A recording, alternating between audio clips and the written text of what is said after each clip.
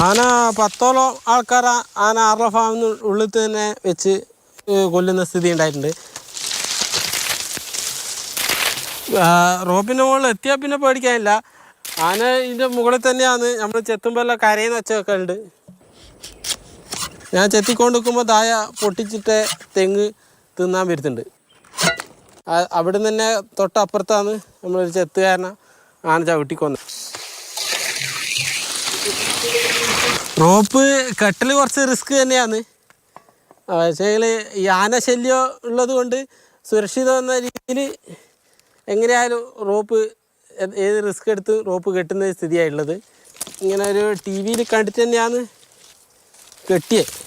പിന്നെ റോപ്പ് വഴി അല്ലാണ്ട് ചെത്തിയിട്ടേ ഇല്ല. പിന്നെ ആന തെങ്ങ് ചെത്തുന്നത് എങ്ങനെ ഒട്ടനവധി ഇടുന്നൊരു സ്ഥിതി ഉണ്ടാകുന്നുണ്ട്. അപ്പോൾ എൻ്റെ തെങ്ങ് ഇതുവരെ പറിച്ചിടാൻ പറ്റിയില്ല. എന്താണെന്ന് വെച്ചാൽ മുകളിൽ ഒരു പിടുത്തമില്ലോണ്ട് ഞാൻ ഇതിൻ്റെ മുകളിൽ ചെത്തിക്കൊണ്ടിരിക്കുമ്പോൾ ഒരു 6 മണി സമയത്ത് ഇവിടെ ആന തലേ ദിവസം പൊട്ടിച്ചിട്ട തെങ്ങ് തിന്നാൻ വന്നത്. അപ്പോൾ റോപ്പിൻ്റെ മുകളിലായതുകൊണ്ട് പേടിച്ചില്ല. ഇതിലേ കൂടി തന്നെ അക്കരെ പോയി അവിടെ നിന്ന് ഇറങ്ങി ബൈക്കിൽ കയറി പോവുകയാണ് ചെയ്തത്.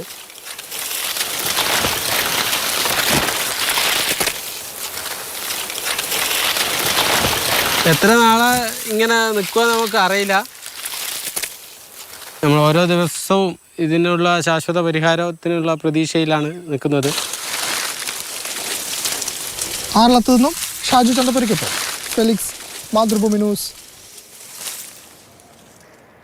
CK വിജയനാണ് ഈ അനുഭവത്തെക്കുറിച്ച് നമ്മളോട് പറയാം. വിജയേട്ടാ, ഈ സിനേഷിൻ്റെ ആ നാടൻ ഭാഷയിലെ കാര്യങ്ങൾ കേൾക്കുമ്പോൾ ഭയങ്കര രസമാണ്. പറയുന്ന കേൾക്കാൻ രസമാണെങ്കിലും പറയുന്ന കാര്യങ്ങൾ ഒട്ടും സുഖമുള്ളതല്ല. അവരുടെ ജീവിതത്തിൻ്റെ പ്രതിസന്ധിയെക്കുറിച്ചാണ്. അപ്പോൾ വിശപ്പടക്കണമെങ്കിൽ പിന്നെ എന്ത് പ്രതിസന്ധി വന്നാലും അതിനെ മറികടന്നല്ലേ പറ്റൂ. അതിനാണ് ഈ കയർപ്പാലമൊക്കെ ഉണ്ടാക്കിയത്.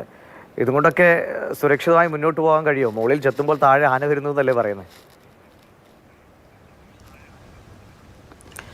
സംഭവം അങ്ങനെയൊക്കെ തന്നെയാണ് ദീക്ഷ. പക്ഷേ സിനീഷിൻ്റെ ജീവിതം നൽകുന്ന ഒരു സന്ദേശം നോക്കൂ. ഓരോ മനുഷ്യൻ്റെ ജീവിതവും ഈ പൊതുസമൂഹത്തിലേക്ക് പ്രക്ഷേപണം ചെയ്യുന്ന വലിയ സന്ദേശങ്ങളുണ്ട്. ഇത്രയും പ്രതിസന്ധി ഉണ്ടായാലും അതിനെ മറികടക്കാൻ കഴിയും, മനുഷ്യൻ വിചാരിച്ചാൽ കഴിയും എന്നൊരു വലിയ സന്ദേശം സിനീഷ് നൽകുന്നു. കാരണം സിനീഷ് തന്നെ പറയുന്നുണ്ട് 6 തവണയോ മറ്റോ ഇത്തരത്തിൽ ആനയുടെ ആക്രമണത്തിൻ്റെ അടുത്ത് വരെ എത്തിയിട്ടുണ്ട്. ജീവൻ രക്ഷപ്പെട്ടത് നേരിയ വ്യത്യാസത്തിലാണെന്ന്. കൂടെ ചെത്തിക്കൊണ്ടിരിക്കുന്ന ഒരാൾ ആന ചവിട്ടി കൊല്ലപ്പെട്ടിട്ടുണ്ട്. പക്ഷേ എന്നിട്ടും സിനീഷ് ഈ പണി നിർത്താൻ പോയില്ല. അത് തുടരുന്നു. അതിനെ മറികടക്കാനുള്ള വഴികൾ ആലോചിക്കുന്നു, ആ വഴികൾ കണ്ടെത്തുന്നു. അത് ഒരു പരിധിവരെ ഇപ്പോൾ വിജയിച്ചിരിക്കുന്നു. ഈ രീതിയിൽ മനുഷ്യൻ്റെ അവൻ്റെ മുന്നോട്ടുള്ള യാത്രയിൽ ഇതിനു മുൻപും വന്യമൃഗങ്ങളോടും പ്രതികൂലമായ കാലാവസ്ഥയോടും പ്രതികൂലമായ ഭൂപ്രകൃതിയോടും ഒക്കെ വെട്ടിപ്പോരാടി മുന്നോട്ട് വന്ന ചരിത്രമാണ് മനുഷ്യനുള്ളത്. അതേ ചരിത്രം പിന്നെയും മുന്നോട്ട് പോകുന്നു. നമുക്ക് പല സ്ഥലത്തും അറിയാം. ആനയ്ക്ക് ആദ്യം ട്രെഞ്ച് ഉണ്ടാക്കിയിട്ടുണ്ട്, മതിലുകൾ ഉണ്ടാക്കിയിട്ടുണ്ട്, വേലി ഉണ്ടാക്കിയിട്ടുണ്ട്. ഇടുക്കിയിലും മറ്റും പാത്രങ്ങളും മറ്റും കെട്ടി വേലികൾ ഉണ്ടാക്കിയിട്ട് അതിൽ തട്ടുന്ന ശബ്ദം കേട്ടിട്ട് അലേർട്ടായി ആൾക്കാർ മാറുന്നതുൾപ്പെടെയുള്ള പല വഴികളും ആലോചിച്ചിട്ടുണ്ട്. പക്ഷേ സിനീഷിൻ്റെത് അതിനേക്കാളും ഒരു പടി അപ്പുറത്തുള്ളതാണ് എന്ന് നമ്മൾ പറയേണ്ടി വരും. കാരണം ആന താഴത്തൂടെ പോവുകയോ വരികയോ എന്ത് ചെയ്താലും ആനയേക്കാളും ഉയരത്തിൽ, ആനയൊരു തുമ്പിക്കൈ ഉയർത്തിയിൽ പിടിക്കാൻ കഴിയാത്ത അത്രയും ഉയരത്തിൽ ഒരു റോപ്പ് കിട്ടുന്നു. ആ റോപ്പിൻ്റെ മുകളിലൂടെ തെങ്ങുകളിലേക്ക് മാറി പോകുന്നു, ചെത്തുന്നു. ആന വന്നു പേടിപ്പിച്ചു എന്ന് കരുതി വീട്ടുകാർ ഒരുപക്ഷെ പറയുന്നുണ്ടാവും ഇനി തൊഴിലിന് പോകേണ്ടതെന്ന്. പക്ഷേ സിനീഷ് അങ്ങനെയല്ല ചെയ്തിരിക്കുന്നത്. തോറ്റു പിന്മാറുകയല്ല.